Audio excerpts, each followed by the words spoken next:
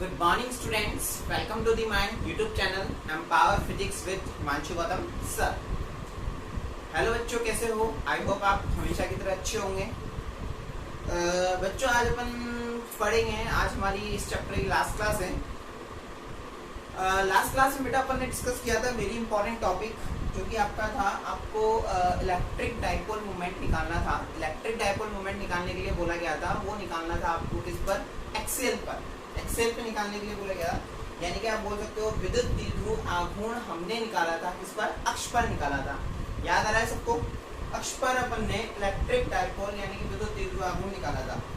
कुछ बच्चों के डाउट्स आए, वो डाउट्स मैं आपको अभी क्लास में सॉल्व कर रहा हूँ। एक बच्चे ने मुझसे डाउट पूछा था, उसने गलती से बुक देख लिया होगा। बुक देखने पर क्या हुआ बेटा कि जैसे हमने बनाया था डायग्राम, ध्यान से देखना, कुछ भी डाउट नहीं, सिंपल सा डाउट है। ये ए और बी है, ध्यान से देखना। यहाँ पे हमने माइनस क्यू लिया था, यहाँ हमने प्लस क्यू लिया था, यहाँ पर हमने क्या लिया था? सी लिया था, और यहाँ से हमने कुछ डिस्टेंस जो कि आपकी स्मॉल आर्क्स पे क्या लिया था? टी पॉइंट लिया था। तो उस बच्चे का डाउट ये है कि बुक में जो दे रखा है, हमने रिजल्ट निकाला था, हमने जो रिजल्ट निकाला था बेटा वो E इक्वल टू हमने निकाला था 2kp/r⁻³ ये निकाला था। और ये रिजल्ट निकालने के बाद अपन ने डायरेक्शन लिखी थी कुछ C से D यानी C to D। बच्चे का डाउट ये था कि सर बुक में जो है डायरेक्शन वो दे रखी है इसकी P कैप डायरेक्शन दे रखी है। बच्चे का डाउट था। बेटा आप लोगों को पता है कि इलेक्ट्रिक डाइपोल मूवमेंट या फिर मैं बोलूं विद्युत द्विध्रुव आघूर्ण की दिशा जो है वो हमेशा क्या होती है? नेगेटिव से पॉजिटिव की ओर होती है। तो C से D ले लो, या फिर नेगेटिव से पॉजिटिव की ओर, यानी कि C से D की ओर जा रहे हैं, देखो इस डायरेक्शन में भी। तो इसको हम एक P कैप के रूप में भी बोल सकते हैं। P जो है वो बताता है आपको विद्युत द्विध्रुव आघूर्ण को अपन ने किससे दर्शाया था? P से दर्शाया था, याद हो आपको? तो इलेक्ट्रिक डाइपोल मोमेंट को हमने P से शो किया था, दैट्स व्हाई हम इसको P कैप ले रहे हैं। क्या ले रहे हैं? P cap. केप का मतलब क्या होता है आपका? यूनिट वेक्टर हो गया आपका, यानी कि एकांक सदिश हो गया। और एकांक सदिश हमेशा किसको बताता है? आपकी दिशा को बताता है। दैट्स व्हाई आप C से D की जगह P कैप भी ले सकते हो विदाउट एनी डाउट। हमारे जो C से D लिखा है वो एक सिंपल वे में लिखा हुआ है। अगर आप बुक में देखते हो तो बुक में आपको P कैप दिया हुआ है, अगर तो वो भी करेक्ट है, एग्जैक्ट करेक्ट है। रीजन मैंने आपको बता दिया क्यों है। ठीक है बेटा, आई होप मैंने आपसे बोला था कि इस डेरिवेशन को बच्चे आप सब अच्छे से करना, 2-3 बार इसको आराम से मिलाना घर पे। तो मुझे लगता है आप सबने मिलाया होगा। और मैंने अभी तक आपको इसका नोट्स नहीं दिया था। इसका नोट्स मैं आपको आज की क्लास में दूंगा।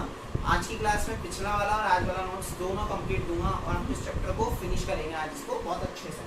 ठीक है बेटा, तो हमारा जो आज का टॉपिक है इट इज़ वेरी इंपॉर्टेंट है। आज का टॉपिक भी वेरी इंपॉर्टेंट है, और ये है आपकी 4 मार्क्स के लिए बेटा बहुत इंपॉर्टेंट है। 4 मार्क्स के लिए या तो वो क्वेश्चन पूछा जा सकता है, या फिर जो अभी हम आज पढ़ने वाले हैं वो पूछा जा सकता है।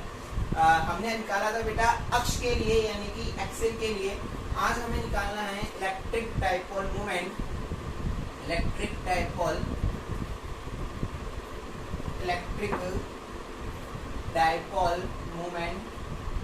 ऑन द इक्वेटोरियल एक्सिस, यानी कि हमें निकालना है बेटा विद्युत द्विध्रुव आघूर्ण। कहाँ निकालना है बेटा? निरक्ष पर। क्या निकालना है हमें? इसको निरक्ष पर निकालना है। हमारा जो टॉपिक है, हमें आज क्या करना है? इलेक्ट्रिक डाइपोल मूवमेंट किस में निकालना है बेटा? निरक्ष पर, निरक्ष इक्वेटोरियल। ठीक है बेटा, ये हमारा आज का टॉपिक है, वेरी इंपॉर्टेंट टॉपिक है। आप इसकी प्रैक्टिस भी बहुत अच्छे से करना। तो चलो मैं हेडिंग मिटा रहा हूँ, ठीक है, हल्का सा ऊपर लिख दूंगा क्योंकि मेरे को जगह बहुत ज़्यादा चाहिए इसके लिए। तो हम जो निकाल रहे हैं, आज निकाल रहे हैं निरक्ष, या मैं इसको बोल सकता हूँ इक्वेटोरियल। ठीक है बेटा, अब देखो हम इसका डेरिवेशन करते हैं। आपको मैंने बताया था अक्ष क्या होती है बेटा? ये। और निरक्ष क्या होती है? ये। एक्सेस क्या होती है? नॉर्मल ये। ठीक है, और इक्वेटोरियल क्या होता है आपका? ये। ओके, तो देखो हमें ये निकालना है। तो हमें पता है किससे निकालना है? हमें द्विध्रुव से निकालना है। किससे निकालना है? डाइपोल से निकालना है। डाइपोल से निकालने के लिए बेटा देखो सबसे पहले अपन क्या करेंगे? डाइपोल ले लें, सिंपल सी चीज़ है। ठीक है बेटा हमने क्या लिया, एक डाइपोल ले लिया। देखो ये हमने डाइपोल ले लिया, इसको बोल दिया मैंने माइनस का क्यू, इसको बोल दिया मैंने प्लस का Q. That is the point of A, that is the another point of B. Point A हो गया, पॉइंट बी हो गया। आपको पता है हमेशा क्या करते हैं, किसी भी विद्युत द्विध्रुव या डाइपोल के सेंटर पॉइंट यानी मध्य बिंदु से स्मॉल आर दूरी पर हम क्या बनाते हैं, कोई एक पॉइंट लेते हैं, वहीं पर ही हम क्या करते हैं, इलेक्ट्रिक डाइपोल यानी कि विद्युत द्विध्रुव आघूर्ण की गणना करते हैं। तो यहाँ पे भी हमें क्या करना पड़ेगा, सेंटर पॉइंट ले लिया, ये पॉइंट, ये हो गया पॉइंट सी। ठीक है, यहाँ से क्या करना है अपन को, स्मॉल आर दूरी पर हमें एक पॉइंट लेना पड़ेगा। हमने ये पॉइंट ले लिया, ध्यान से देखना। ठीक है, ये स्मॉल आर दूरी पर है, तो ये पॉइंट ले लिया, तो इसको मैं इसको मिला देता हूँ। देखो आई होप सीधा मिले, सीधा मिल गया, ये हो गया। इसको हमने बोल दिया पॉइंट डी, क्या बोल दिया डी। और ये क्या है, यहाँ से सी से स्मॉल आर दूरी पर, स्मॉल आर दूरी पर दूरी ली थी अपने, डिस्टेंस दे दी स्मॉल आर।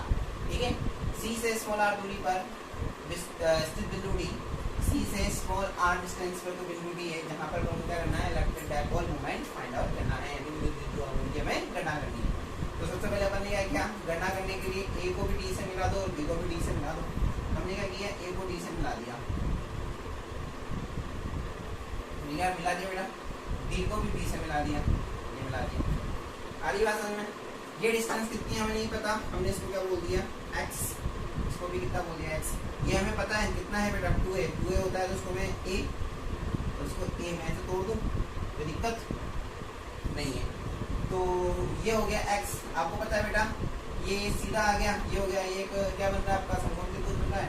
तो आप क्या कर सकते हो, ये निकाल सकते हो, आपको ये पता है, ये पता है, ये निकालना है, क्या लगा सकते हो, पाइथागोरस थ्योरम लगा सकते हो। पाइथागोरस प्रमेय से क्या बोल सकते हो, अंडर रूट में क्या आ जाएगा, आर स्क्वायर प्लस ए स्क्वायर, ये और ये दोनों सेम है, तो हम क्या लिख सकते हैं, यहाँ पे इजी लिख सकते हैं, A D is equal to B D. ठीक है, इज इक्वल टू कितनी है बेटा डिस्टेंस, आप लिख सकते हो अंडर रूट में are square plus A square. बात समझ में आ गई? बहुत सिंपल सा प्रोसेस है, सिंपल से मैथमेटिक्स यूज करिए अपन ने। ठीक है, अब देखो अपन क्या करते हैं, अब डेरिवेशन स्टार्ट करते हैं। सबसे पहले क्या करेंगे, यहाँ पे आप प्लस चार्ज लोगे, टेस्ट चार्ज आएगा आपका अंतरिक्षण आवेश। तो देखो इन दोनों के कारण इलेक्ट्रिक फील्ड यानी कि विद्युत क्षेत्र की तीव्रता कहाँ निकल कर आएगी, विद्युत क्षेत्र की तीव्रता निकालनी है बेटा। तो देखो क्या करना पड़ेगा, इलेक्ट्रिक फील्ड फाइंड आउट करना है। तो इन दोनों के बीच में क्या होगा, अट्रैक्शन या रिपल्शन। बिल्कुल सही आंसर आपका, आप कहना चाहते हो सर पॉजिटिव है नेगेटिव है, के बीच में क्या होगा, अट्रैक्शन होगा यानी आकर्षण होगा। आकर्षण होने के कारण जो आपका इलेक्ट्रिक फील्ड है वो कहाँ आ जाएगा, इस डायरेक्शन में आ जाएगा। तो आप इसको क्या बोल दोगे, ई ए वेक्टर, ए के कारण आया। ठीक है, यहाँ देखते हैं अपन प्लस प्लस क्या होगा इनके बीच में, रिपल्शन यानी प्रतिकर्षण होगा बेटा। तो ये कहाँ चला जाएगा आपका, इस डायरेक्शन में चला जाएगा। तो ये क्या हो गया आपका ईवी वेक्टर। एक इधर जा रहा है, रिजल्टेंट कहाँ आएगा, सर इनको मिलाओ आगे बढ़ाओ। आपने बहुत प्रैक्टिस कराई है इन चीज़ों की। तो देखो अपना ये इस डायरेक्शन में जाएगा, तो मैंने ये अब इसको मिला देता हूँ, मैं थोड़ा इजी बनाने के लिए, डायग्राम अच्छा बनाने के लिए मैंने थोड़ा इस तरह से बना दिया।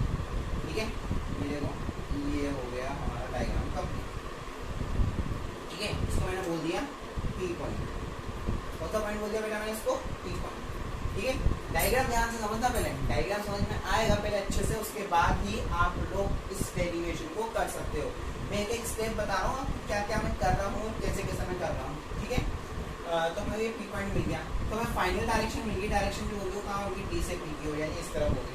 बात समझ में आ गई, मेरी डायरेक्शन जो है हमारी इस तरफ होगी। बेटा अब देखो ये यहाँ से कुछ एक एंगल बना रहा है, it is called theta, it is also called ये थीटा। तो ये भी क्या हो जाएगा हमारा थीटा, ये थीटा। तो ये पूरी एक सिंपल लाइन है, सिंपल लाइन में हट देंगे, यहाँ बनाओ, सब जगह क्या होगा एंगल थीटा। तो ये भी हमारा एंगल क्या हो जाएगा थीटा। ध्यान से देखना, बहुत सुंदर डायग्राम बन रहा है बेटा। ये एंगल भी हो गया आपका थीटा, ये भी थीटा, ये भी थीटा। ठीक है, तो अब इसके कंपोनेंट लेते हैं यानी घटक लेते हैं। 11वीं क्लास में हमने घटक लेना सिखाया था। रिजल्टेंट इधर जा रहा है तो उसका घटक लेते हैं। तो उसका एक घटक तो बेटा देखो क्या जा रहा है, ये ईवी है और ये ई है। तो इनके आपको पता है घटक या कंपोनेंट लेते हैं तो कंपोनेंट दो तरह के होते हैं। अगर आपका एक्सेल रेखा में है, एक्स एक्सिस में है, तो वो घटक होता है आपका कोस थीटा, और उससे लंबवत घटक परपेंडिकुलर परपेंडिकुलर जो घटक होता है, आपका परपेंडिकुलर कंपोनेंट होता है, वो होता है आपका साइन थीटा। याद होगा आपको बहुत अच्छे से, याद है बेटा सबको? तो वो होगा आपका साइन थीटा और ये है आपका cos theta. Is it clear? तो देखो इसका परपेंडिकुलर घटक लेना आप, ये है इसका परपेंडिकुलर ले लो बेटा, परपेंडिकुलर ये रहा, इसका परपेंडिकुलर हमने ले लिया, ये हमने इसका परपेंडिकुलर ले लिया। EB का परपेंडिकुलर कंपोनेंट क्या आ जाएगा यहाँ से, EB साइन थीटा। देखो मैं बता रहा हूँ, ये EB साइन थीटा हो गया। इसका एक एक्सेल घटक क्या हो जाएगा आपका, थीटा जो बना रहा है एंगल, जो थीटा एंगल बनाता है वो cos थीटा होता है। तो ये यहाँ से क्या हो गया आपका EB वेक्टर cos थीटा, वही वेक्टर लगा दो। अब देखो रिजल्ट जा रहा है, EB cos theta, EB sign theta, ये इसका रिजल्टेंट आ गया। आपने 11th क्लास में पढ़ी है बेटा सारी की सारी चीजें, मैंने बहुत अच्छे से आपको पढ़ाई है। EB cos theta, EB sin theta, perpendicular वाला घटक तो हो गया EB sin थीटा, यानी कि परपेंडिकुलर यानी कि क्या बोलोगे बेटा आप, लंबवत घटक तो हो गया EB sin थीटा, और अक्षीय घटक जो है आपका एक्सियल जो कंपोनेंट है वो हो गया EB cos थीटा। और इनका रिजल्टेंट जो जा रहा है EB जा रहा है, आप इसको सॉल्व कर सकते हो। रिजल्टेंट कैसे करता है आपको आता है, EB sin square theta under root में लेके EB sin square theta plus EB cos square theta कर दोगे, sin square theta plus cos square theta 1 हो जाएगा। क्या आ जाएगा आपके पास, सीधा सीधा EB का स्क्वायर अंडर रूट से बाहर निकालो, क्या आएगा रिजल्ट EB, देखो रिजल्ट EB निकल गया। 11th क्लास में बेटा छोटी छोटी चीजें। सिमिलरली आप क्या करोगे बेटा, EA के लिए निकालोगे, EA का परपेंडिकुलर यानी कि लंबवत घटक तो ये आ गया, इसको क्या बोल दोगे आप सर, हम इसको बोल देंगे EA साइन थीटा। एग्जैक्टली बेटा आप इसको EA साइन थीटा बोल दोगे। और ये EA साइन थीटा हो गया, और इसका अक्षीय घटक ये यहीं जा रहा है आपका, सेम इसी डायरेक्शन में। तो ये अक्षीय घटक क्या हो जाएगा आपका बेटा, EA cos theta. Is that clear? ये हमारा डायग्राम है, ये एग्जैक्टली अब जाके आपका डायग्राम पूरा कंप्लीट हुआ है। ठीक है, मैंने सारे घटक मतलब सारे कंपोनेंट के क्या चीज है, क्यों लिए, कैसे लिए, सब आपके सामने है। तो क्या आपका किस तरह से, तो आप पोस्ट करना है इसको यहीं पर ही, और डायग्राम को एक बार फिर से रिवाइंड करना और पूरा देखना कि सर ने कैसे कैसे इसको बना करके दिया है हमने। ठीक है बेटा, तो अब डेरिवेशन स्टार्ट करते हैं। हम डेरिवेशन स्टार्ट करने जा रहे हैं बेटा। सबसे पहले अब देखो डेरिवेशन स्टार्ट कर रहे हैं अगर हम, तो सबसे पहले क्या करेंगे, अपन लिखते हैं बिंदु ए के कारण बिंदु डी पर इलेक्ट्रिक फील्ड हम क्या लिख देते हैं, बिंदु ए के कारण बिंदु डी पर विद्युत क्षेत्र की तीव्रता लिख सकते हैं बेटा। क्या लिख दोगे आप, ये vector is equal to, value क्या आ जाएगी आपको पता है, हम माइनस नहीं लेंगे। ई की वैल्यू कितनी होती है, KQ upon are square. R square की वैल्यू कितनी है, AD है। आर कितना है यहाँ से यहाँ तक, AD, मैंने लिख दिया AD का स्क्वायर। डायरेक्शन का है, यहाँ से इधर आ रहे हैं, डायरेक्शन इस तरफ है। तो D से क्या लिख देंगे हम, D से A की ओर, D से A की ओर। इंग्लिश मीडियम बेटा यहाँ लिख देता हूँ मैं आपके लिए, हिंदी में लिखना, electric field intensity 8 point D due to point A। Okay बेटा, D टू A आ जाएगा। और आपको AD की वैल्यू पता है, AD की वैल्यू कितनी है, under root are square plus A square. उसका अगर हम स्क्वायर करेंगे तो अंडर रूट क्या हो जाएगा, कैंसिल हो जाएगा, अंडर रूट हट जाएगा। ये वेक्टर हमारे पास कितना निकल के आ गया बेटा, KQ अपॉन इसका स्क्वायर अंडर रूट आ रहा हूँ, स्क्वायर होगा तो क्या आ जाएगा, R square plus A square. Is that clear? क्या हो जाएगा यहाँ से, D से A या D to A। Is that clear? आसान है, बहुत सिंपल है। सिमिलरली बेटा, सिमिलरली हम क्या करते हैं, इसको आगे बढ़ाते हैं। अब क्या करें, A के कारण हो गया, बिंदु B के कारण करते हैं। बिंदु B के कारण बिंदु D पर विद्युत क्षेत्र की तीव्रता। ठीक है बेटा, क्या लिख सकते हैं अपन, electric field intensity 8 point D due to point D। बात समझ में आ रही है? अपन क्या बोल सकते हैं, इलेक्ट्रिक फील्ड इंटेंसिटी एक point D due to point B, क्या निकल के आ जाएगी बेटा, ई क्या लिखेंगे हम, E B vector is equal to, यहाँ से वापस से साइन से हमें कोई लेना देना नहीं है, के क्यू अपॉन डिस्टेंस कितना है बेटा इसका, B D square, B D की वैल्यू कितनी है अंडर आर प्लस ए का स्क्वायर, इसका स्क्वायर करेंगे तो क्या आ जाएगा, सिमिलर आर स्क्वायर प्लस ए स्क्वायर आ जाएगा बेटा। यहाँ तक क्या समझ में आ गई, डायरेक्शन क्या होगी इसकी, डायरेक्शन क्या हो जाएगी इसकी, डी से इसको पॉइंट बोल देते हैं, इसको भी एक पॉइंट देते हैं, इसको बी डैश बोल देते हैं, तो डी से बी डैश, डी से बी डैश, ठीक है, D to B dash. Is it clear बेटा, देखो सिंपल है, इसकी डायरेक्शन इधर है, इसकी डायरेक्शन इधर कर दी हमने, सिंपल सी बात, कॉन्सेप्ट समझ में आ रहा है, पहले की तरह ही, ठीक है। अब दोनों को देखो, ई ए को देखो, ई बी को देखो, देखो के क्यू अपॉन में are square plus A square, R plus A square, यानी इनका परिमाण जो है, मैग्नीट्यूड जो है वो समान है, लेकिन डायरेक्शन की बात करूँ वो डिफरेंट है, डायरेक्शन डिफरेंट है। तो क्या मैं यहाँ पर सिंपली ऐसा बोल सकता हूँ कि ई ए वेक्टर का mod is equal to E B vector का मॉड होगा, हम ऐसा बोल सकते हैं बेटा, देखो बहुत इजीली बोल सकते हैं, मोड यानी कि परिमाण मैग्नीट्यूड बताता है, तो इन दोनों का परिमाण जो है वो क्या है, एक दूसरे के इक्वल है, हम ऐसा बोल सकते हैं, एग्जैक्टली हम बोल सकते हैं, ठीक है। अब देखो इसको आगे कैसे सॉल्व करें, सारी किधर जा रहा है ये निकालना है आपको, कैसे सॉल्व करें, हमने कंपोनेंट लिए हैं, तो बेटा अब देखो माइंड में एक चीज आनी चाहिए, हमने बोला है ई ए और ई बी एक दूसरे के इक्वल है, तो यहाँ पर अब यहाँ देखना, यहाँ देखेंगे हम, यहाँ ई ए और ई बी की वैल्यू सेम है, ई और ई बी की वैल्यू सेम है, लेकिन एक नीचे जा रहा है कंपोनेंट और एक ऊपर जा रहा है कंपोनेंट, तो देखो ये 5 किलो का है, ये नीचे जा रहा है, ये 5 किलो का है, ये ऊपर जा रहा है, दोनों को ऐसा जोड़ो, ये भी 5 किलो का है, ये भी 5 किलो का है, ये नीचे जा रहा है, ये ऊपर जा रहा है, दोनों क्या कर देंगे एक दूसरे को 5 माइनस, ये नीचे जा रहा है, ये ऊपर जा रहा है, दोनों एक दूसरे को क्या कर देंगे, कैंसिल कर देंगे, रिजल्ट कितना आ जाएगा 0, रिजल्ट कितना आ जाएगा 0, बात समझ में आ गई। तो ये भी क्या है, ये मैग्नीट्यूड समान है, ये प्लस में है, अगर इसको प्लस में माना दो, चलो ऊपर वाला प्लस मान लेते हैं, ये प्लस में है तो ये माइनस में है, दोनों को ऐड करोगे तो क्या हो जाएगा, प्लस प्लस माइनस, यानी कि ये प्लस में है ये माइनस है, इसमें से इसको माइनस कर दो, रिजल्ट कितना आ जाएगा सेम है भाई, इसमें से इसको माइनस कर दो मैग्नीट्यूड को, रिजल्ट कितना आ जाएगा 0, डायरेक्शन के कारण माइनस होगा, अगर डायरेक्शन सेम होती तो प्लस होता, ये वाले घटक, ये वाले कंपोनेंट क्या हो चुके हैं हमारे लिए 0 हो गए। अब अपन बात करते हैं दूसरे कंपोनेंट की, अपन को रिजल्टेंट निकालना है, रिजल्ट बेटा अपन डायरेक्ट नहीं निकाल सकते, इसमें रिजल्ट निकालने के लिए अपन ने कंपोनेंट यूज करें, ठीक है। अब देखो अब रिजल्ट क्या है, ये वाले तो कैंसिल हो गए भाई, तुमसे हमको अब कोई काम नहीं, तुम हमारे किसी काम के नहीं, चलो देखो ये सारे ये दोनों किसी काम के नहीं। अब देखो ईबी का एक कंपोनेंट, एक घटक जो है वो ईबी cos थीटा है, और ईए का एक घटक, एक कंपोनेंट ईए cos थीटा है, दोनों देखो डायरेक्शन इस दिशा में, इसकी भी ईबी की भी दिशा में, ईए की भी दिशा में, एग्जैक्टली माइंड में आ गया, ये दोनों एक दूसरे को कैंसिल नहीं करेंगे, तो रिजल्टेंट डायरेक्शन हमारी जो आ जाएगी, यानी कि अपन लिख सकते हैं बिंदु डी पर परिणामी विद्युत क्षेत्र की तीव्रता,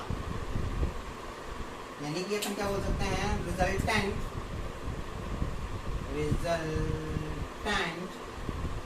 electric field intensity 8.b is क्या हो जाएगी बेटा, मैं इसको ईडी वेक्टर बोल देता हूँ, रिजल्टेंट निकाल रहे हैं, दोनों इसी डायरेक्शन में, तो क्या हो जाएंगे, ऐड हो जाएंगे, तो अपन क्या बोल सकते हैं, E A vector cos theta plus E B vector cos theta, यहाँ तक की बात समझ में। अब देखो मैं इसकी डायरेक्शन दे रहा हूँ, डायरेक्शन देना जरूरी है, वेक्टर लिखा है, हम लोग जानते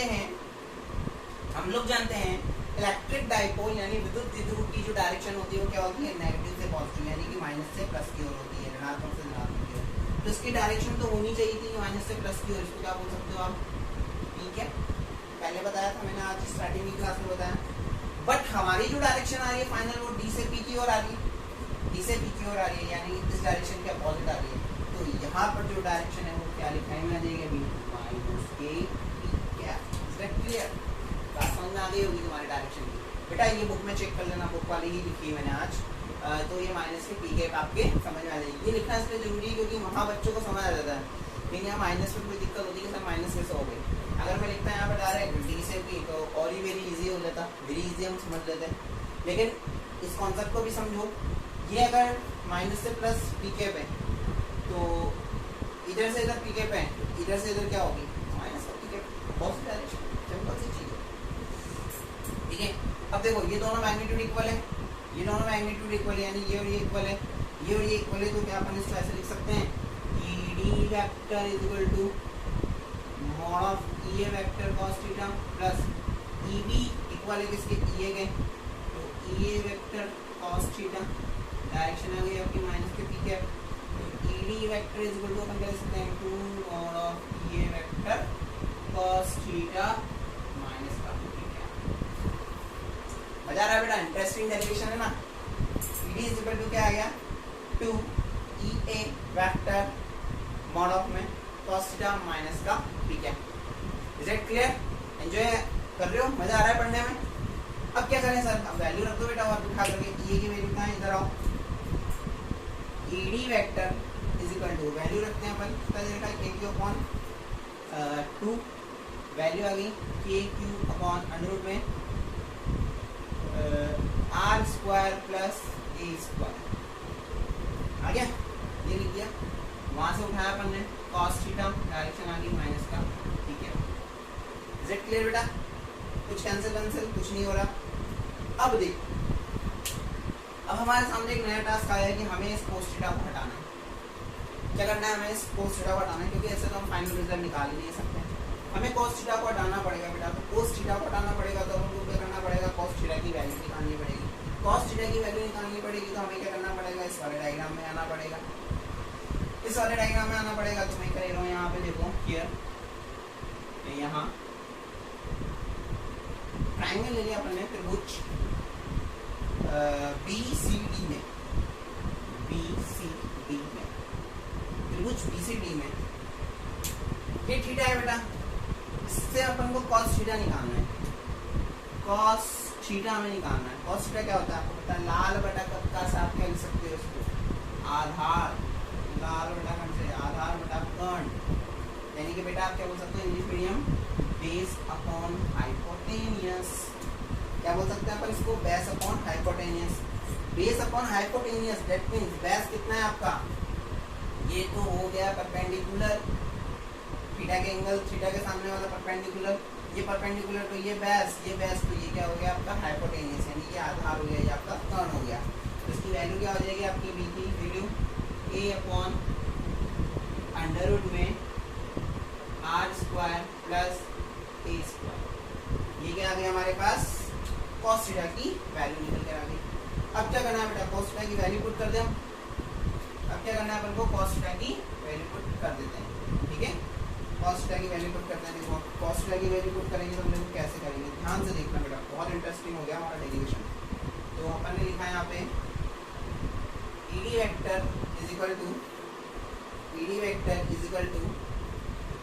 2 k Q upon are square plus A square into cos theta की वैल्यू कितनी है बेटा, a upon under root are square, a upon under root में are square plus A square, और डायरेक्शन क्या आ गई माइनस का, ठीक है। एग्जैक्टली यहाँ तक की कहानी आपके समझ में आ गई, ठीक है स्टूडेंट्स, समझ में आ गई। सिंपल से सिंपल वे चल रहा है अपना, बहुत सिंपल वे में कर रहे हैं अपन इस डेरिवेशन में। अपन यहाँ तक पहुँच गए, अब ये वाला पोर्शन थोड़ा रफ कर,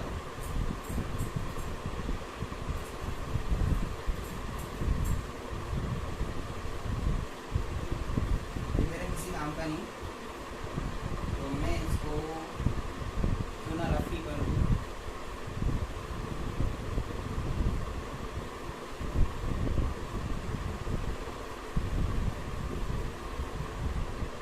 इसको बेटा यहाँ से देखना हो ना तो आप पोस्ट करके देख लिया करो, पॉज करके रिवाइंड कर लिया करो, रिवाइंड करके आप इसको वापस से देख लिया करो।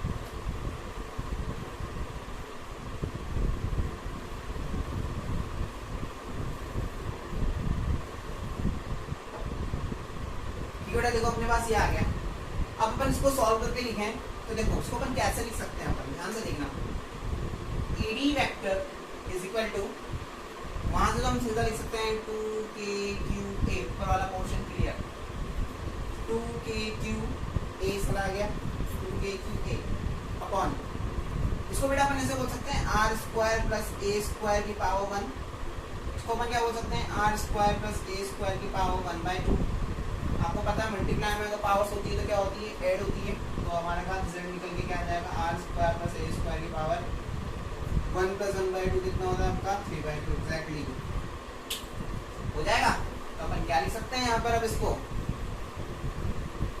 सबको समझ आ ही गया होगा कि अब क्या ही लिखने वाले हैं सर। तो क्या लिख दिया अपन ने इसको यहाँ पे आर स्क्वायर प्लस ए स्क्वायर की पावर 3/2 और ये हमारा माइनस का dkx है।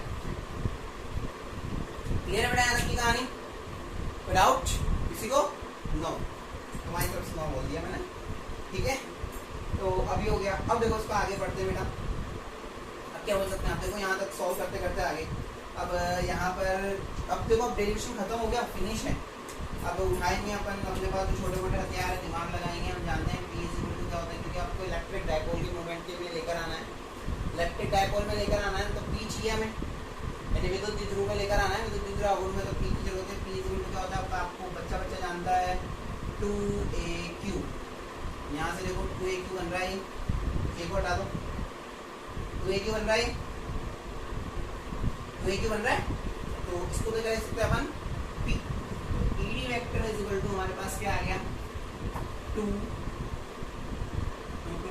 तो हट गया ना, 2 तो हट गया, सीधा क्या आ गया के पी अपॉन क्या आ जाएगा आर स्क्वायर प्लस ए स्क्वायर की पावर 3/2 माइनस का पी है। अब हमारा सीधा सा कॉन्सेप्ट, आर जो है वो ए के कंपेयर में, ए की तुलना में बहुत बड़ा है, अतः क्या कर सकते हो आप, आर की तुलना में ए को नगण्य मानने पर हम क्या लिख सकते हैं यहाँ, चूंकि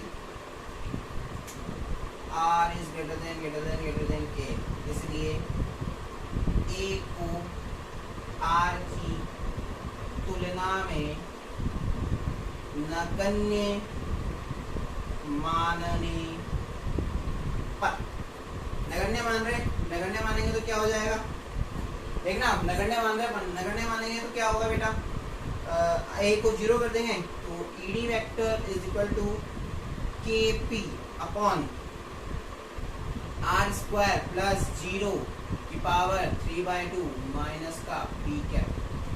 बात समझ में आ रही है, बात समझ में आ रही है बेटा, क्या हो गया माइनस का पी कैप, ठीक है। और सॉल्व भी हो गया। अब क्या बचा है इसमें, देखो E D vector is equal to क्या लिख सकते हो आप, के पी अपॉन क्या लिख सकते हैं अपन, के पी अपॉन क्या आ गया, इस स्क्वायर से ये कैंसिल हो जाएगा, सीधा सीधा क्या आ गया आर की पावर 3 माइनस का पी कैप। देखो नियर टू आंसर, हम बहुत करीब पहुंच चुके हैं आंसर के, मानो के पी अपॉन आर की पावर 3 माइनस का P cap. Is it clear? यहाँ तक की कहानी बहुत इजीली वे में आपकी समझ में आ गई हो गई, ठीक है बेटा। अब आगे बढ़ते हैं। अब आगे क्या कर सकते हैं सर, हो गया रिजल्ट, बच गया या कुछ नहीं हुआ बेटा, रिजल्ट आ गया, इट इज द रिजल्ट। याद करो वहां पर अपने पास आया था अक्ष पर E इज इक्वल टू, अक्ष लिख देता हूँ यहाँ या एक्सेल लिख देता हूँ यहाँ पे, कितना आया था 2kp अपॉन आर की पावर 3। यहाँ कितना है अपने पास kp अपॉन आर की पावर 3, इतना सा डिफरेंस है बेटा, बस वहाँ 2 आता है यहाँ 2 नहीं आता, बाकी रिजल्ट हैं। अब यहाँ पे देखो डायरेक्शन भी है, तो अपन देखो इसमें थोड़ा सा खेल लेते हैं इसके साथ। E D vector is equal to minus को बाहर ले आओ, मत लेकर आओ, इसको मॉड में लिख देते हैं, मॉड में लिख रहा हूँ, मॉड में लिखते क्या होगा, माइनस हट जाएगा, खत्म बात, क्या आ जाएगा kp अपॉन आर की पावर। Is clear? वही सीधा सीधा पी के बाद जाएगा, डायरेक्शन को तो मॉड में लिख दिया पॉजिटिव, मॉड को जो है मैग्नीट्यूड को डायरेक्शन से तो मतलब नहीं होता, उसको सिर्फ रिजल्ट चाहिए। रिजल्ट क्या आता है, डायरेक्शन डजंट मैटर, ठीक है बेटा, के पी अपॉन क्या आ गया आर की पावर 3। तो ये अपने पास रिजल्ट निकल करके आ गया है। ठीक है, इसको आप यहाँ बोल सकते हो क्या, ऐसा कर दो, ये हो गया आपका निरक्ष, यहाँ पे बोल सकते हो आप निरक्ष या फिर इक्यूटोरियल, इक्यूटी। ठीक है बेटा, तो ये छोटे से डेरिवेशन का बड़ा सा रिजल्ट आया है, यानी कि बड़े से डेरिवेशन का छोटा सा रिजल्ट आया है एग्जैक्टली के पी अपॉन आर की पावर 3 माइनस के। अब देखो एक नॉट डालते हैं अपन, एक रिजल्ट और निकालते हैं छोटा सा। एक बार क्वेश्चन आया था, अपना एग्जैक्ट याद नहीं कौन सी ईयर में आया था, पर एक क्वेश्चन आया था कि ई अक्ष और ई निरक्ष के बीच का अनुपात कितना होगा, यानी इलेक्ट्रिक फील्ड जो है वो अक्ष निरक्ष यानी कि एक्सियल और इक्वेटोरियल के बीच का जो रेशियो है वो कितना होना चाहिए या कितना होगा। एक मार्क में आया था एक क्वेश्चन, तो देखो अपन निकाल लेते हैं, कोई बड़ी बात नहीं है। आप लोग जानते हो E vector is equal to अक्ष या एक्सियल कितना होता है वो लिखा हुआ है हमारे पास 2kp अपॉन आर की पावर 3। सिमिलरली ई निरक्ष या फिर आप बोलो इक्यूटोरियल कितना होता है kp अपॉन आर की पावर 3। ये भी हमने आज निकालना है, इनका रेशियो निकालना है, क्या करो अनुपात निकाल दो, खत्म बात। देखो यही सॉल्व कर दिया हमने, अनुपात निकालोगे क्या आ जाएगा बेटा, kp अपॉन आर की पावर 3 से kp अपॉन आर की पावर 3 कैंसिल, कितना बच गया यहाँ पर, कितना बच गया बेटा 2:1, यानी कि हमारे पास रिजल्ट आ जाएगा कितना आ जाएगा 2:1। क्लियर, अक्ष अपॉन निरक्ष का जो रेशियो है हमारे पास आ गया है 2:1 यानी 2:1। इज इट क्लियर बेटा, कोई दिक्कत किसी को, सिंपल सा डेरिवेशन से हमने कंप्लीट किया। अगर आपसे कोई इसका ग्राफ पूछ ले तो मेरे ख्याल से आप बना सकते हो, ग्राफ भी कोई बड़ी बात नहीं है बनाना, ग्राफ बना सकते हो। आपको पता है निरक्ष के लिए बना रहे बेटा अपन इक्वेटोरियल डेरिवेशन अपन ने आज पढ़ा है, यहाँ पे ई है और यहाँ आपका आर है, ई और आर के बीच में क्या रिलेशन है, दोनों एक दूसरे का इनवर्सली प्रोपोर्शनल। गति का ग्राफ कैसा होता है बच्चा जानता है, आज रहना रहो इसका कैसा होता है, इस तरह से ग्राफ प्लॉट हो जाएगा। ठीक है बेटा, तो ये हमारा निरक्ष वाला जो टॉपिक है, जो कि हमने लास्ट टॉपिक लास्ट हेडिंग जो कि मेजर हेडिंग था इस चैप्टर का, आज फिनिश हो गया। ठीक है, देख लो बच्चों सब आप इसको बहुत अच्छे से ध्यान से, क्या हेडिंग है और क्या नहीं है। और मैं तो ये बोलूँगा कि आप इसको पॉज करना, यही पूरा लेक्चर करने से पहले पॉज करके आप सब बच्चे इस लेक्चर को बहुत अच्छे से पढ़ें, यानी इस डेरिवेशन को मिलाना 2 से 3 बार, उससे पहले वाला डेरिवेशन भी कम से कम 2 से 3 बार मिल जाना चाहिए था। ये होना चाहिए था कि स्टेप 4 पे याद होती है सर ये लो डेरिवेशन। ठीक है बेटा, रिजल्ट निकल कर क्या आ गया, इज इट क्लियर, कोई प्रॉब्लम नहीं है। चलो तो हम इसको मिटाते हैं। 4 नंबर का क्वेश्चन है बेटा, 4 मार्क्स, बहुत इंपॉर्टेंट होता है 4 मार्क्स हमारे एग्जाम पॉइंट ऑफ व्यू से, very very very very important.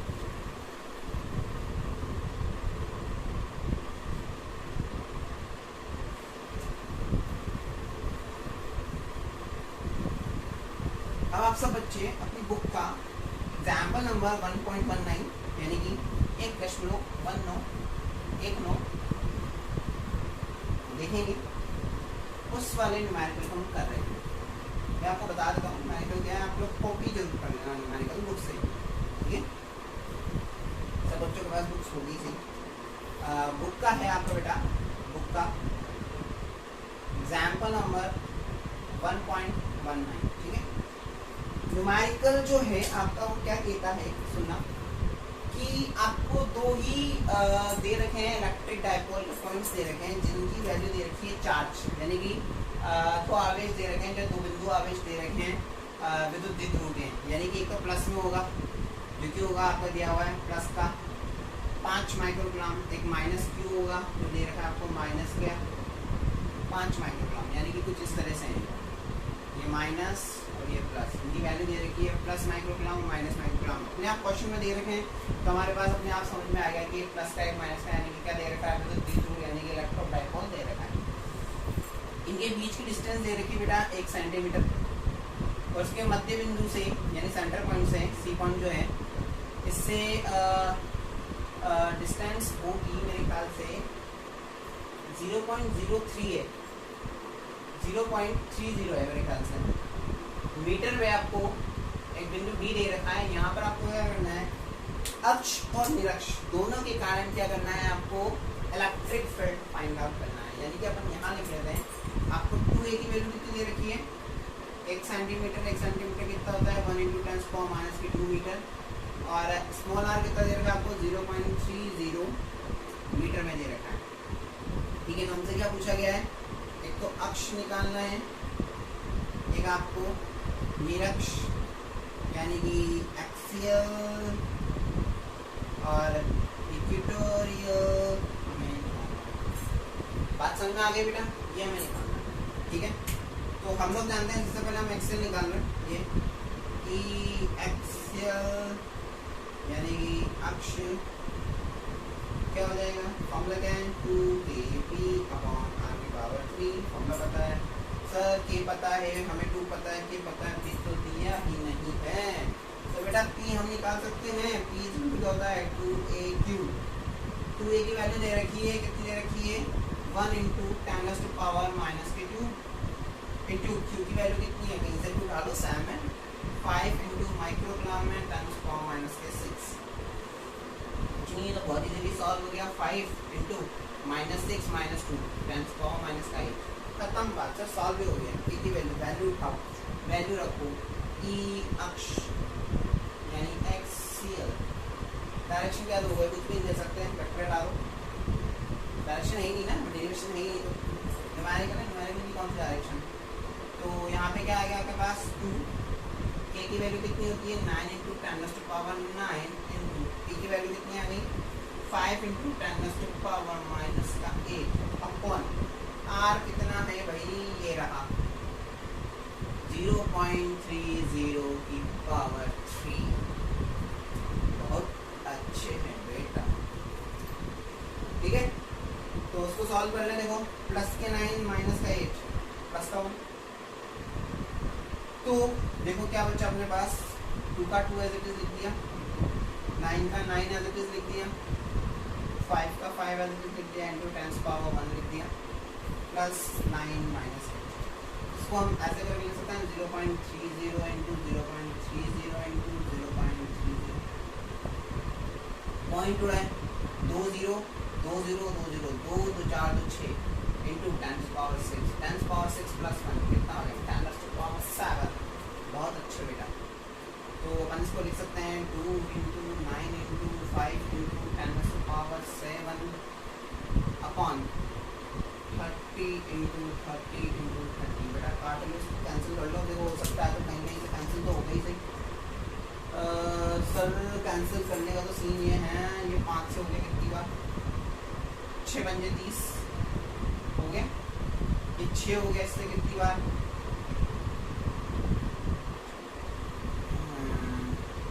ये हो गया 3 से 2 बार, ये हो गया 3 बार, और ये कैंसिल हो गया, इससे कितनी बार, कितनी बार हुआ बेटा, ये कैंसिल ही होगा पूरा, बच्चा ही नहीं है तो कुछ। ठीक है, तो ये कैंसिल हो गया हमारा। अब क्या बचा बेटा, क्या बचा, यहाँ 3 ही बचा ना बस, ये 6 × 5 = 30, 6 बार कैंसिल हो गया, 5 कैंसिल हो गया। ठीक है, 6 3 से कैंसिल हो गया है, 3 × 6 और 3 × 9 और 2 से 2 कैंसिल हो गया, तो मेरे ख्याल से अपने पास बचा है ऊपर तो 3 भी तो बचेगा, ये 3 भी कैंसिल हो गया, इससे कितनी बार, 3 कितनी बार कैंसिल हो गया, इससे 10 बार। ओह माय गॉड, ये 10 बार कैंसिल हो गया, ये 10 बार कैंसिल हो गया बेटा। तो देखो क्या बचा अपने पास, तो ध्यान से देखना, बहुत अच्छे से देखना, कैलकुलेशन खत्म हो गई। 10 बचा है बेटा, तो ऊपर तो यहाँ तो कुछ बचा नहीं, यहाँ तो हमारे पास कुछ बचा नहीं, तो हम क्या कर सकते हैं, ये 10 है ऊपर जाएगा तो क्या होगा माइनस, इसको भी अपन में 3 × 10 लिख दूँ तो 10 × 10 100, ये 300 हो गया ना, 30 × 10 300, तो इसको मैं 3 × 100 भी लिख सकता हूँ ना, 3 × 10 के बाद 2, तो 10 की पावर 2 को ऊपर ले जाऊँगा तो क्या होगा माइनस का हो जाएगा, तो मेरे पास क्या आ गया, ध्यान से देखना बच्चों, 10⁻7 पहले ही था, 10⁻−2 मैंने ऊपर भेजा, नीचे बच गया 3, तो 10⁻ कितना आ रहा है, 7 में से 2 गया तो आजकल 5 बच रहे हैं, प्लस के अपॉन में आ गया 3। यही है बेटा, तो अपन इसको क्या ऐसे लिख सकते हैं, 10 इंटू 10⁴/3 और 10 में 3 का डिवाइड करोगे कितना आएगा 3.33 इंटू 10⁴ और ई है, ई की बेटा हमेशा ध्यान रखना न्यूमेरिकल में हमें यूनिट लगानी है, मात्रक लगाना है। ई का मात्रक क्या होता है, न्यूटन पर गुना, खत्म हो गया। तो ये अक्ष के लिए अपन ने निकाला है, ये हमारा निकल गया है। सेकंड निकालना है निरक्ष। निरक्ष के लिए भैया हमें निकालना है ई निरक्ष, यानी कि हम बोल सकते हैं इक्वेटोरियल। वेक्टर की जरूरत नहीं है, या तो बेटा हमारे पास आंसर है कि kp/r³ पूरा रखे और निकालें, या फिर अपन क्या कर सकते हैं, यहाँ से एक रिजल्ट अपने को आता है, निकाल करके देखना क्या आता है। ई अक्ष कितना था 2kp/r³, इसको क्या लिख सकता हूँ, निरक्ष लिखता हूँ 2 निरक्ष। निरक्ष निकालना है तो 2 कहाँ चला भाई, आ जा भाई तू नीचे। अक्ष में क्या करें, अगर 2 का डिवाइड दे दें तो निरक्ष निकल के आ जाएगा, यानी इक्वेटोरियल फाइंड आउट करना है तो एक्सेल में अगर 2 का डिवाइड दे दें तो क्या निकल के आ जाएगा, इक्वेटोरियल निकल के आ जाएगा। हम इस पैटर्न से करेंगे, हम क्यों इतना बड़ा सोल्व करें फिर से, बहुत अच्छे। तो ई इक्वेटोरियल निकालना है हमें, क्या करेंगे बेटा, इक्वेटोरियल निकालने के लिए अपन ने क्या किया, ई एक्सियल यानी कि अक्ष में डिवाइड दे दिया इसका 2 का, तो ई इक्वेटोरियल निरक्ष इक्वल टू वैल्यू कितनी है ये इसकी 3.33 इंटू 10⁴ न्यूटन पर कूलम अपॉन में 2। इसको सॉल्व कर लोगे, 3.33 में 2 का डिवाइड करोगे तो आ जाएगा आपके पास 1.62 इंटू 10⁴ न्यूटन पर कूलम। बेटा कैलकुलेशन देख लेना अपने अकॉर्डिंग, डिवाइड करना तो मैं आता होगा, इसमें मेरी जरूरत नहीं होगी। ये हमारे पास क्या आ गया, इक्वेटोरियल का रिजल्ट आ गया। सर इतने जल्दी न्यूमेरिकल कैसे हो सकते हैं, एक कर लिया, सॉल्व खत्म बात। Very easy numerical, very very very easy numerical, कुछ ज़्यादा ही वेरी लगा दिया मेरे ख्याल से। ठीक है बेटा, तो ये आपका क्या हो गया, न्यूमेरिकल हो गया। ठीक है, देखो मुझे तो कहीं से कहीं तक नहीं लगता कि मैं क्लास में नहीं पढ़ा रहा, मुझे ऐसा लगता है तुम सारे बच्चे मेरे सामने बैठो और मैं वही जैसा पढ़ाता हूँ वैसे पढ़ा रहा हूँ। कोई ऐसा नहीं कि नहीं, मुझे लगता ही नहीं बच्चे की, मुझे लगता है सब बच्चे मेरे सामने बैठो, इमेजिनेशन में यहाँ से लगता हूँ क्लास में ही हूँ, तुम सब बैठो कोई अच्छे, सब मस्तियाँ करते हुए लगते हैं मेरे को, दिखते हैं कोई कहाँ देख रहा है, कोई क्या कर रहा है। कुछ बच्चे सीरियस होकर पढ़ रहे हैं, एग्जैक्टली पढ़ रहे हैं। ठीक है, बहुत मज़ा आ रहा है पढ़ने, बहुत मज़ा आ रहा है, पढ़ाने में बहुत अच्छा लग रहा है, अब तुम्हें भी इसी तरह पढ़ने में बहुत मज़ा आ रहा होगा। ठीक है बेटा, तो ये हमारा न्यूमेरिकल खत्म, मर गया न्यूमेरिकल, बच्चा ही बेचारा कुछ इसके पास। तो ये हमारा न्यूमेरिकल भी हो गया खत्म। बेटा न्यूमेरिकल एक बार देख लेना, कहीं गलती ना हो जाए। सब बच्चे एक बार न्यूमेरिकल को बुक में सब देखो, सॉल्व करो अच्छे से।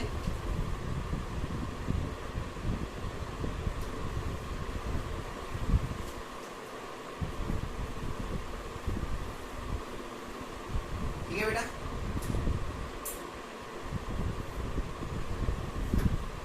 अच्छे से क्लीन कर देते हैं हम बोर्ड को जब तक। अब देखो बैठे मत रहो, अब न्यूमेरिकल देखो, बुक में देखो।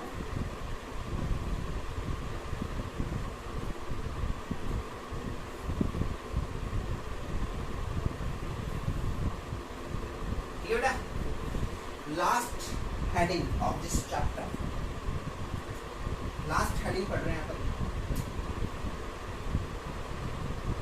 एक समान विद्युत क्षेत्र, एक समान विद्युत क्षेत्र में द्विध्रुव के कारण, द्विध्रुव के कारण बलागुण, द्विध्रुव के कारण बलागुण पढ़ रहे हैं बेटा। टॉर्क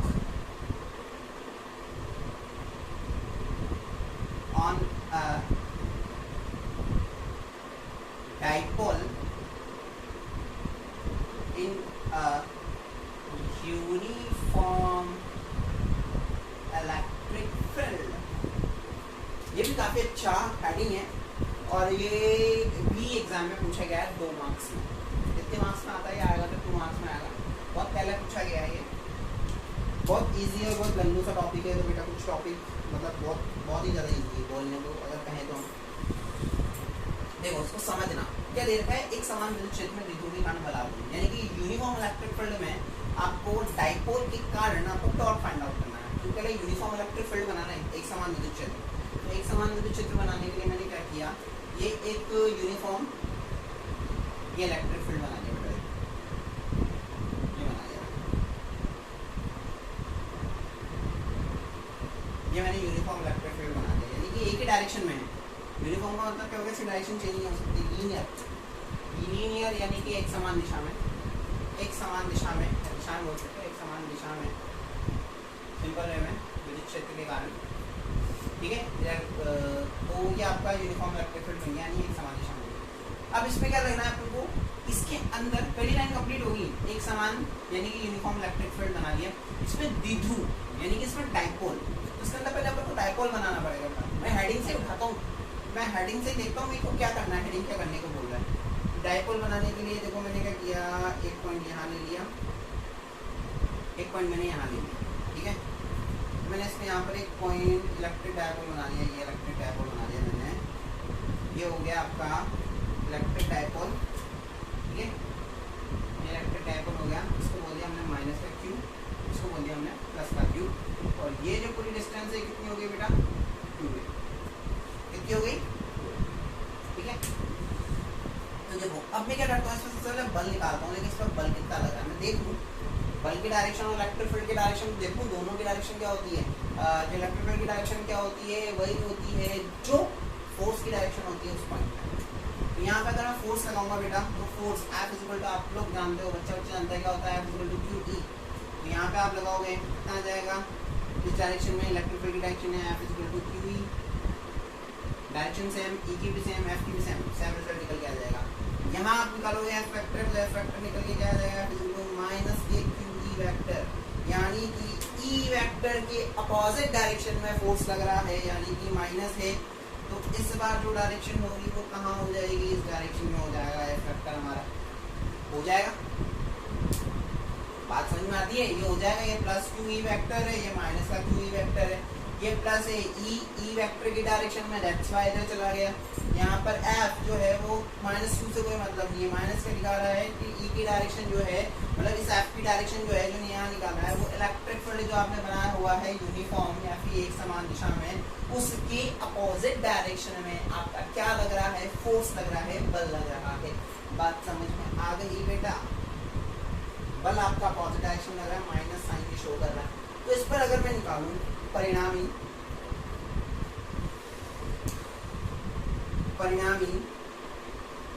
बल, यानी कि रिजल्टेंट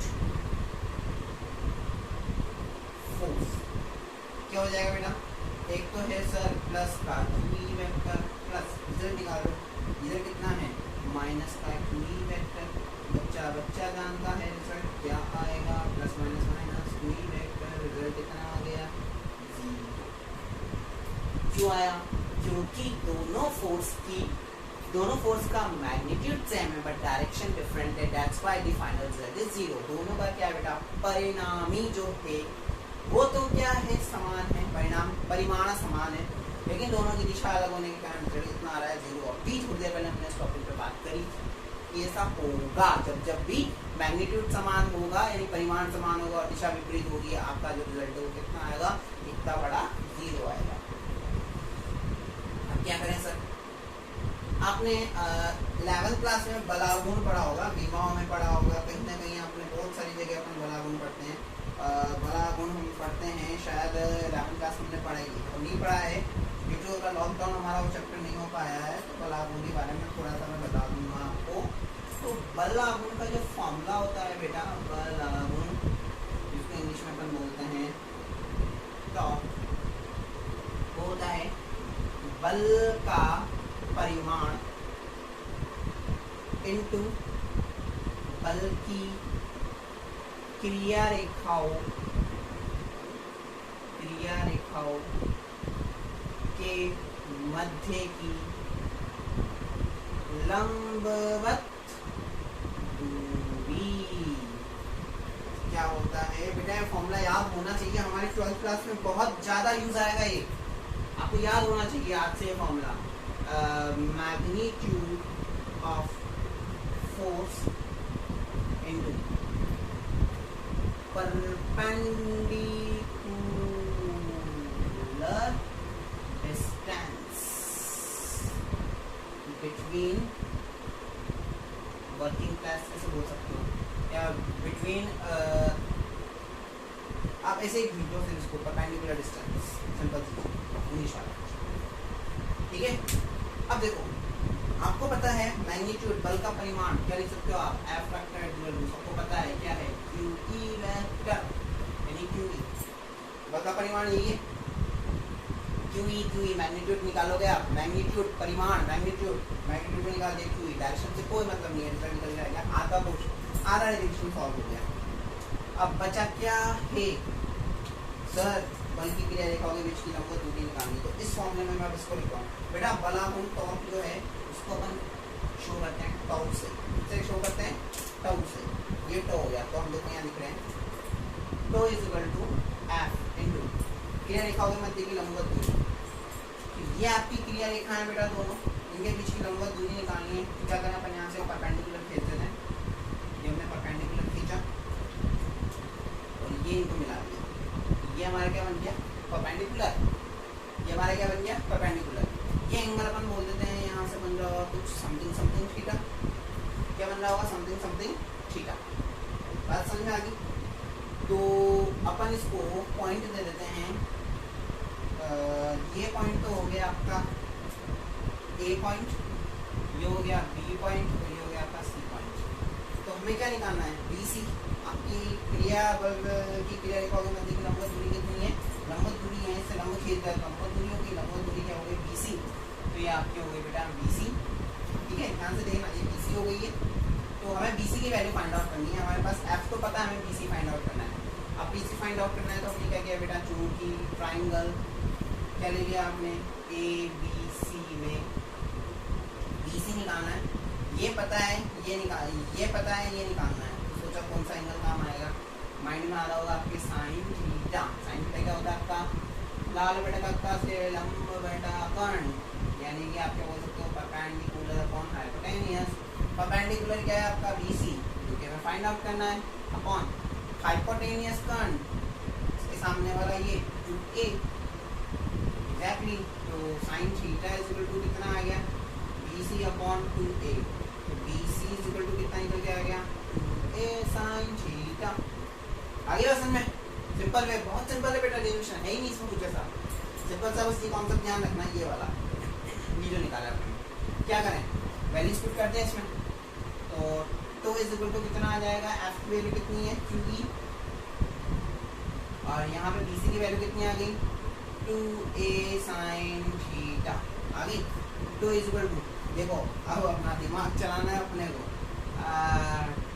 2aq आधा लिख दिया, 2aq, बात समझ में आ रही है, और यहाँ लिख दिया e sin थीटा, बहुत अच्छे बेटा, मजे आ गया। 2aq को अपन क्या बोलते हैं, p, 2aq को अपन क्या बोलते हैं, p, रिजल्ट ही पहुंच गया, तो इज इक्वल टू क्या आ गया, pe sin थीटा, तो इज इक्वल टू क्या आ गया, पहला रिजल्ट निकल के आ गया सर, तो is equal to P sine theta, ये मैग्नीट्यूड निकल करके आ गया, इसको वेक्टर फॉर्म में लिख रहा है बेटा, vector form, P vector cross E vector, आपको पता होगा कि साइन थीटा कब आता है, जब क्रॉस होता है, कॉस थीटा कब आता है, जब डॉट होता है, तो पी वेक्टर तो इज इक्वल टू क्या आ गया, P vector cross E vector, very very very important result होता है, वेरी इंपॉर्टेंट, इसको न्यूमेरिकल पूछे गए बहुत बार, वेरी वेरी इंपॉर्टेंट। और यही चीज़ हमें ना मैग्नेटिक फॉर्म चैप्टर नंबर 8, 9 पढ़ेंगे, 7, 8, 9 उसमें भी यही चीज़ें हम निकालेंगे। चैप्टर नंबर 8 में तो जो चैप्टर ये पढ़ रहे हैं ना, ये चैप्टर पढ़ रहे हैं सेम एज इट इज, बस इलेक्ट्रिक फील्ड की जगह मैग्नेटिक फील्ड, यानी विद्युत क्षेत्र की जगह चुंबकीय क्षेत्र आ जाएगा, और सेम चीज़ें चलेगी, सेम डेरिवेशन निकालेंगे हम, रिजल्ट भी सेम निकल करके आएंगे, तो हमारे डेरिवेशन इतना सीधे सीधा है, फिजिक्स बहुत ईजी है, बहुत ईजी है। तो इज इक्वल टू क्या आ गया, P vector cross E vector, खत्म कहानी। तो इज इक्वल टू आपसे याद होगा पी ई साइन थीटा, ठीक है। अब कुछ स्पेशल केसेस दे रखे हैं इसमें, बस खत्म हो गया, हेडिंग भी खत्म हो गया और चैप्टर भी खत्म हो गया हमारा, ठीक है, हमारा रिजल्ट निकल के आ गया tau equal to P sine theta. ये रिमेंबर होना चाहिए आज से आपको ये टॉपिक जब भी पूछा जाए रिजल्ट माइंड में फटाफट से आना चाहिए, tau equal to P sine theta. ठीक है, स्पेशल केसेस की बात कर लेते हैं अपन। स्पेशल केसेस पहला है बेटा कुछ नहीं, अपना ये रिजल्ट इसमें रखना है अपन, two equal to P sine theta. इसको थोड़ा सा पहला है theta is equal to 0 degree, theta is equal to 0 degree, तो टॉ इज इक्वल टू देखो पी ई साइन थीटा है। थीटा में अपन क्या करें, यहाँ पे साइन की वैल्यू कितनी रखते हैं 0 डिग्री। साइन 0 कितना होता है बच्चा जानता है, साइन 0 कितना होता है बेटा 0, तो टॉ का रिजल्ट कितना आ गया 0। पहला case complete. Second case theta is equal to कितना मान लें 90 degree. Theta is equal to 90 degree माना, तो 90 डिग्री पे क्या हो गया, tau is equal to P E sine 90, tau is equal to P E यानी कि साइन 90 कितना होता है बेटा 1, यानी कि क्या हो जाएगा टो मैक्सिमम। यानी कि हमारे एक बात समझ में आ रही है कि जब भी theta is equal to 0 degree रहेगा तो टॉर्क जो है हमारा बल आघूर्ण जो है हमारा मिनिमम रहेगा, न्यूनतम रहेगा। और जब अभी थीटा इज इक्वल टू आपको 90 डिग्री मिलेगा तो हमारा टो जो है वो हमेशा क्या रहेगा, मैक्सिमम रहेगा, उच्चतम रहेगा, हाई रहेगा, शिखर पे रहेगा, शीर्ष पे रहेगा। बात समझ में आ गई, क्योंकि देखो परपेंडिकुलर ही काम कर रहा है। 0 डिग्री मतलब ऐसे होता तो आप बल आघूर्ण नहीं निकाल सकते थे, बल आघूर्ण 0 होता, बल आघूर्ण हमेशा तब ही निकल के आता है, टॉर्क हमेशा जब ही निकल कर आएगा जब ये दोनों एक्सिस एक दूसरे के परपेंडिकुलर लंबवत होगी। बात समझ में आ गई। रिजल्ट देखो तुम्हारे सामने, मैं कुछ नहीं बोल रहा, रिजल्ट बोल रहा है, मैं रिजल्ट से बता रहा हूँ कि क्या आ रहा है। बात समझ में आ गई। एक केस बोल ले रहते हैं आपकी खुशी के लिए, theta is equal to 180 degree. सोच रहे होंगे सर बहुत ही लंबा लेक्चर ले लिया आज, बेटा खत्म, इस टॉपिक के बाद खत्म हो रहा हूँ, एंड ऑफ दिस चैप्टर है, चैप्टर खत्म हो गया। Theta is equal to 180 degree, tau is equal to P E sine 180 degree, sir it is also 0। 180 degree भी क्या हो जाएगा 0, ये साइन आपको वैल्यू पता होगी 0, 180 पे भी 0। चलिए किस तरह से निकाल दे सिखाएंगे बेटा कभी। तो बेटा इसी के साथ, इसी टॉपिक के साथ आपका चैप्टर फिनिश होता है। आपका एक होमवर्क है, आपको एग्जाम्पल नंबर बुक का 1.20 सॉल्व करना है। एग्जाम्पल 1.20 आपको सॉल्व करना है बुक का, बहुत इजीली हो जाएगा। इसी टॉपिक पे बेस्ड है, मैं वो न्यूमेरिकल नहीं करा रहा हूँ, आपको होमवर्क दे रहा हूँ करने के लिए। ठीक है बेटा, हमारा चैप्टर फिनिश हो चुका है। आई नो आपको लगा बहुत लंबा चैप्टर है बेटा, लेकिन क्या करें चैप्टर ऐसा ही है, मैं आपको कोई भी चीज़ छोड़ी नहीं है। हमारा बस एक छोटा टॉपिक छूटा है, मैंने आपको लास्ट क्लास में बोला था, उसको मैं क्लास में ही कंप्लीट कराऊंगा। ठीक है, इसी से हमारा टॉपिक और ये चैप्टर फिनिश होता है। आई होप आपको ये चैप्टर पढ़ने में मजा आया होगा, बहुत अच्छा लगा होगा। नेक्स्ट क्लास में हम नेक्स्ट चैप्टर स्टार्ट करेंगे, बट वो चैप्टर आपको तब ही समझ में आएगा जब आपका ये पूरा का पूरा चैप्टर जो हमने पढ़ा है वो आपका बहुत अच्छे से क्लियर होगा। ठीक है, पढ़ो, ऐसा नहीं है लेक्चर निकल गए उनको पढ़ो नहीं, आप फ्री रहते हो, लेक्चर पुराने वाले लेक्चर है उनको रिवाइज करो, उनको यूट्यूब पे वापस देखो, उनको पढ़ो। ठीक है, तो थैंक यू सो मच बेटा, और घर पे रहो, सुरक्षित रहो, स्टे होम, सेफ होम, और चैनल को लाइक एंड सब्सक्राइब करना ना भूलें। Thank you so much.